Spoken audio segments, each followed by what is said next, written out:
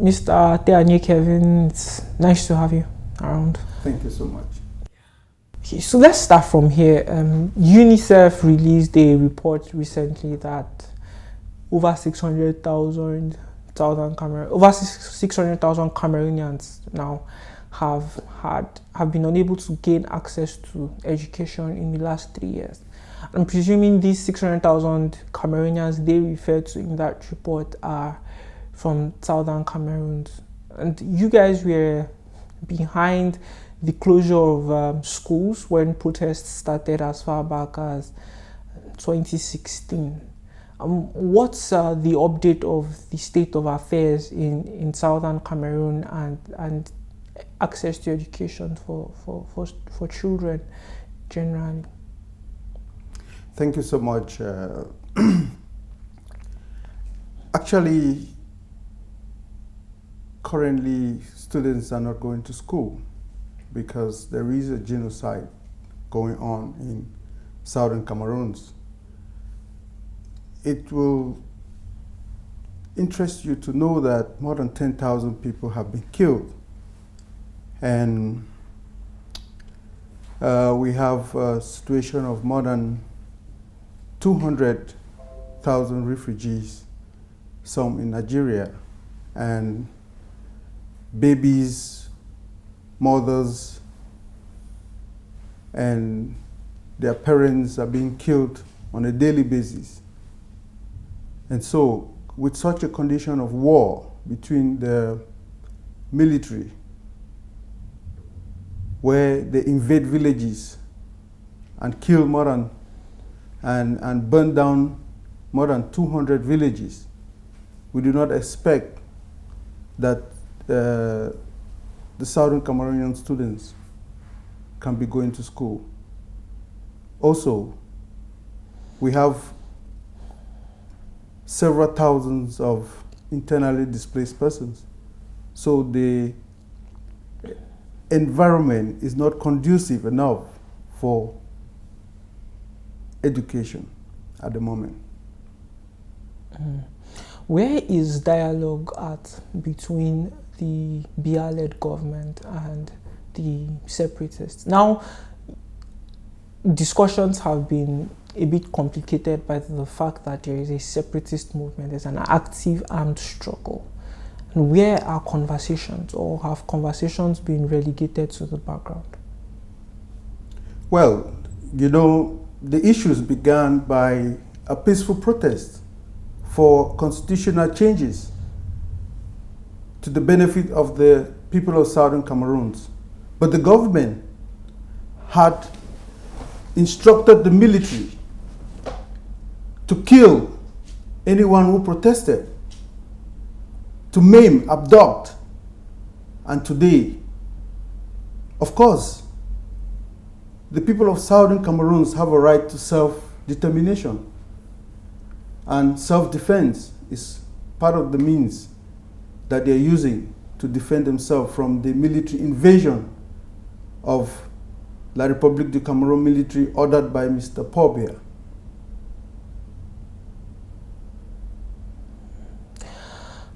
So if over 10,000 people have been killed, over 200,000 refugees, thousands of internally displaced persons, and the government are the ones prosecuting this war, how easy has it been documenting the violence, documenting the casualties?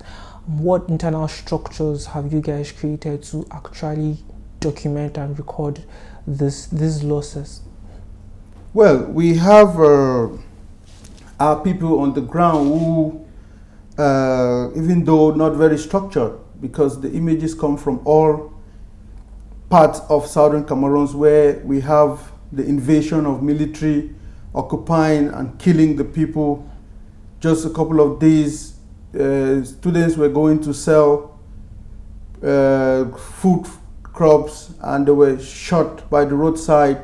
Babies, after the military invaded and the lady ran away and left the baby behind, the military came and killed a 4-month-old baby. So you can understand the situation, that it is not an easy one, and after the military caused the havoc, of course, the population will always come around to take the images and send them on social media. And also, it is worth to know that today we're still discovering mass graves, you know, in the forests, and corpses that are decaying, that have been shot by people who are running, that have been shot by the military and abandoned. So it's really a severe, worst genocide going on in the 21st century, and especially the people, the African leaders are not saying anything. The African Union is silent, and we, the people of Africa, who are supposed to be the primary concern in the issues that are affecting and afflicting our people, we shy away and allow the situation to deteriorate by the day. Are the separatist movements, the rebels led by the Amazonian Resistance Army, Choayaba, right? Are those people, are they not fueling the killings? Let me say this. If I come to your home, for instance, and attack you, what would you do? You will fight back to defend yourself. And the Southern Cameroonian people have a right to defend themselves against the genocide that is being committed by La République du Cameroon military ordered by Mr. Biya. But these resistance forces have been accused of kidnappings and accused of attacking foreign personnel in southern Cameroon. Of course, the government will have to frame things in order to accuse the people that are defending the integrity of the southern Cameroon territory and equally protecting the people from mass murder by the military of La République du Cameroon ordered by Mr. Biya. And so they're doing, that's not the only thing they do. They go around kidnapping, they go around raping, you know, committing all sorts of atrocities. Just like recently, they had to burn down the oil refinery company, and they blame it on the separatists, on the self-defense people. Of course, that we are the ones responsible when they had a plan, you know, to smuggle fuel from through the pipeline to host a new oil refinery in Kribi. You know, these are all to destroy the economy of the southern Cameroons and, you know, make away with their resources. Interesting. Now, how many countries are hosting southern Cameroonian refugees? For now, the ones that are in record, in fact, most of them are in Nigeria. Some are in Ghana, some are in Benin Republic, some are in Senegal. I know of our comrade in Sierra Leone, the US, okay, China, India, and many other countries. Is there any record of how many refugees are in Nigeria at the moment? Any exact records? Well, I think that the record, the UNHCR has registered about 35,000, but we have more than 200,000 refugees in Nigeria at the moment. Wow. So record keeping has been very poor. Yes, and just to inform you that the refugees are undergoing severe crisis. Hunger is lavishing their lives, you know, and it's the order of the day at the refugee camps. The other day they had a riot in the camp because they were starved for more than 3 months without providing basic needs by the UNHCR, and a couple of them, about 20 in number, were detained in the Ogoja prison. That's in and Cross they stayed River. there, yes, at Cross River State, and they stayed there for close to a month until we had to get a lawyer to set them free. And even though they have discharged some of them, others have been asked to still present at court judgment. So yeah, I was coming to the question of the state of the refugees. These refugees, a lot of them, last time we checked, that was in 2017, were hosted by communities in Nigeria. They had no camps, and the intention of the UNHCR was to integrate them into these communities so they could begin schooling and other occupational activities. What's the update on that? Do they now have camps, or are they still being hosted, and are they going to school? Actually, the UNHCR has created some camps in the Cross River that is hosting a number of the refugees, and I think they're trying to, with the limited means as they expressed, trying to provide a schooling facility and medical and other needs to the refugees. But you can't give a number as to how many refugees have access to education? No, not at the moment. What about access to jobs? No access to jobs. No access to job for any of the Cameroonian refugees in Nigeria? Well, some of them are doing petty businesses around in order to survive. And especially the ladies are into prostitution and, you know, and so many other kinds of odd jobs, and, you know, in order to survive. Okay. The other time you saw the ladies were cracking stones in order to get income, in order to survive their families. That's what is going on. No now. gainful employment. No gainful employment as I know for the moment. Your team of activists created an interim government, and your leaders were arrested in 2017. Any updates, or have they been brought to court? Well, to talk about the issue, you know, there are always ways that the oppressor uses against the oppressed. They start by, you know, brutalizing, killing, maiming, raping, arresting, and imprisoning the subjects. And after that, when they don't succeed to curl you down, they infiltrate your ranks, you know, and claim to be part of you in order to destroy the success of the objective of the revolution. You know, that is exactly what has happened in our revolution, as some people have decided to stifle the resources of the people, to, you know, the resources that the people of Southern Cameroon put together to execute the revolution. Some people have misused these resources, and, you know, in the name of, you know, structures that purportedly represented the people. But that notwithstanding, the people of Southern Cameroon are redirecting the revolution. Remember, freedom, no leader frees a people. The people free themselves.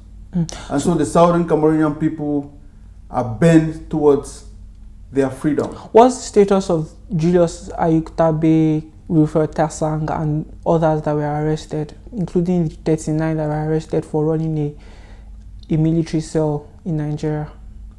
Well, they are still in jail at the moment, but I want to, you know, take the opportunity to thank the Nigerian lawyers, Barrister Femi Falana and Honorable Barrister Oro, for standing to defend these brothers that were illegally abducted from Nigeria and repatriated to Cameroon. And the good news is that we had the Nigerian court ruling that requested that the abductees be brought back to Nigeria. So we're still waiting and hoping that the federal government will put more pressure to the Cameroon counterpart to make sure that that court decision is effected. And this is not all, because we equally Nigeria is it's a country of law, and we also know that a court judgment was passed that the federal government should consider taking the issues of the Southern Cameroonian people to the African Union and to the United Nations for reconsideration. And also considering the fact that the African Union had passed a judgment that the Southern Cameroons are a people and have a right to self-determination. And so we're expecting that, of course, Nigeria being our brothers that the Southern Cameroons have, lived with, and they are part of the history of Southern Cameroons, and of course share a common boundary, and with the people of Southern Cameroons. We are expecting that Nigeria will not abandon the people of Southern Cameroons, but we stand with the people of Southern Cameroons to defend them and protect them from the current genocide. If I call your attention also during the Green Tree Agreement, where there was dispute over Bakassi, the Green Tree Agreement stipulated that the various countries involved in the dispute should, respect their boundaries from the time of their independence. So far, Nigeria respected their boundaries at the time of independence in 1960, but La République du Cameroon did not respect her boundaries at independence. Southern Cameroons was never part of La République du Cameroon at the time that they had their independence on the 1st of January 1960. Southern Cameroon had their independence on the 1st of October 1961, where the British and the United Nations lowered their flag in the territory of the Southern Cameroons, in honor of the commission that was set in place, that carry out the voting to grant the Southern Cameroons independence. But whatever happened, the UN failed to execute the entire, failed in its duties to respect the entire procedure of that commission by allowing the British allowing Southern Cameroons, or giving the option to Southern Cameroons to have independence by joining, or to exercise their rights of independence by joining La République du Cameroon. No African country during that period of decolonization of Africa was ever given that option, that a country should exercise their independence by joining another country. And so we are hoping that at this time, the British government will assume their responsibility to correct the mistakes, and the French will assume also, the French government will assume their responsibility to acknowledge that the Southern Cameroons were never part of their territory that they colonized, and the UN will step in also to correct that error. And because these are the root cause of the situation today. If that was done from inception of the period of decolonization, I am sure we will not be where we are today, still talking about, the issues of Southern Cameroons wanting to,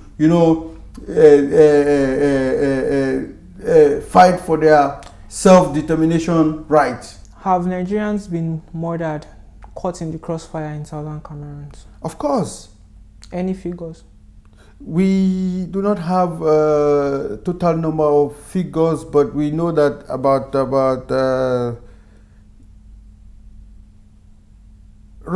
estimated number of 10. 10 Nigerians. 10 Nigerians that I know were killed by the military, you know.